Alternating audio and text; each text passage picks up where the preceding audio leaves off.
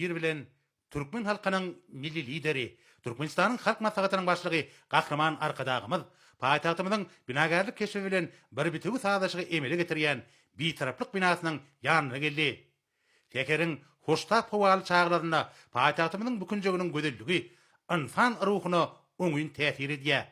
Gahraman Arkadagymyz şäkeriň awadançylygyna we bilik işlerine zerur üns berilmeligini bellep, meýilleşdirilen halkary şäherleriniň guramaşyk derejesinde ýurdumyzyň ösüşiniň, Türkmen halkynyň döwletlik ýörelgeleriniň öz beýany tapmalygyna üns çekdi. Gahraman Arkadagymyz birleriniň bilik aýratynlyklaryna we onu ulanýan gurulşyk ferişdeleriniň birikligine hem uzak möhletleýinligine zerur üns berilmeligini aýtdy.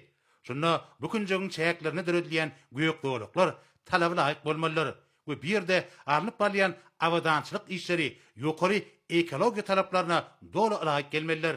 Bu baradaky gurrungy dowam edip, Gahraman Arkadagymyz bir taraplyk binasynyň ýerleşýän ýeriniň mukaddes künjegi öwürlenigini aýdyp, biriniň adamlaryň we şäkeriň miýhmanlarynyň söýgüli, uly buýsanç bilen gelýän ýer höküminde ikrar edilýändigini kanagatdan bilen belledi. Munyň özi halkymyzyň garaşsyz watanymyzyň bir taraplyk derejesine bolan milli buýsanjynyň aýdyn nişanydyr.